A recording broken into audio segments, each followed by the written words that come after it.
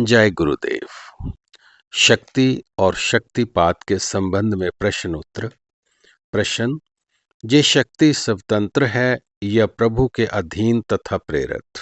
गुरु महाराज: दार्शनिकों ने विषय को समझाने के लिए ईश्वर तथा उसकी शक्ति को विभिन्न करके देखा है, अन्यथा उनमें आधार तथा अधेय का संबंध है। आधार ईश्वर शक्ति के बिना संभव नहीं तथा शक्ति आधार के बिना। जब वह दोनों एक दूसरे से भिन्न है ही नहीं तो अधीनता तथा प्रेरणा का प्रश्न ही कहाँ है। संतों ने अपनी अपनी भावना के अनुसार किसी ने शक्ति को स्वतंत्र कहा तो किसी ने ईश्वरीय प्रेरित। यदि देखा जाए तो वह प्रेरित भी है तथा स्वतंत्र भी, तथा ना ही प्रेरित या स्वतंत्र, क्योंकि वह ईश्वर से भिन्न है ही नहीं। जैसी किसी की भावना होती है वह वैसे ही दिखाई देने लगती है। उसी शक्ति को चैतन्य कहा जाता है। वही चैतन्य समष्टि तथा व्यष्टि दो स्तरों पर कार्य करता है। समष्टि स्तर पर बाहरी या दृश्यमान जगत है जिसमें सभी जीव भी सम्मिलित हैं, तो व्यष्टि स्तर पर केवल एक जीव ही। समष्टि स्तर पर जड़ तथा जड़ शक्ति, यह दो विभाग हैं। जो व्यष्टि स्तर पर चेतना तथा चित शक्ति, ये दो स्तर निश्चित किए जाते हैं। चेतना वह स्तर है जिसमें इंद्रियां क्रियाशील होती हैं तथा चित शक्ति वह स्तर है जिसमें मन, बुद्धि, अहंकार तथा कर्मशय कार्य करते हैं।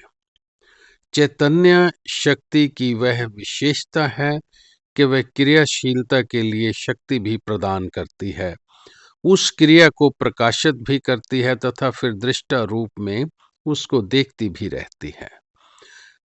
क्रिया के लिए शक्ति प्रदाता होने से वह सर्वकर्ता भी है तथा जीव की भावना तथा कर्म अनुसार कर्म कर देने से स्वयं आकर्ता भी है।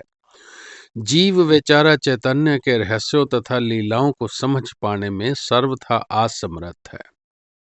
उसे अपने से अलग चैतन्य का कोई अस्तित्व अनुभव ही नहीं होता, जिसका कारण जीव का अहंकार होता है।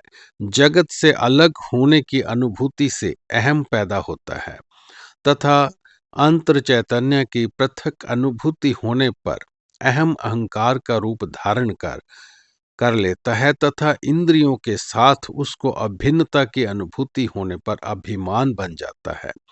अभिमान एक बार मन में जाग उठता है तो जीव क्षण क्षण चैतन्य से दूर होता जाता है। फिर तो ज्ञान इंद्रियों के माध्यम से चाहे जगत का ज्ञान प्राप्त करे या बुद्धि से शास्त्र ज्ञान संचय करे, सब उसके लिए बंधन का ही कारण होता है। प्रश्न: चैतन्य है तो आत्मा की ही शक्ति, फिर यदि वह अपने से अभिन्न अनुभव होती है तो उसमें बुराई क्या है? गुरु महाराज: जीव वही है जिसकी आत्मा में स्थिति ना हो, इसलिए जब तक जीवत्व है तब आत्मा से नहीं, देह तथा इंद्रियों के साथ शक्ति के अभिन्नत्व की अनुभूति होती रहती है।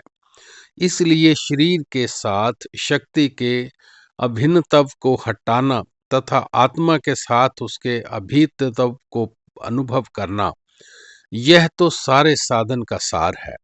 जगत से तोड़ना तथा ईश्वर के साथ जोड़ने का यही भाव है। जीव के अंतर में बैठा भ्रम, जिसे कुछ लोगों ने शैतान कहा है, समष्टि चैतन्य से दूर हट जाने का कारण है। जय गुरुदेव।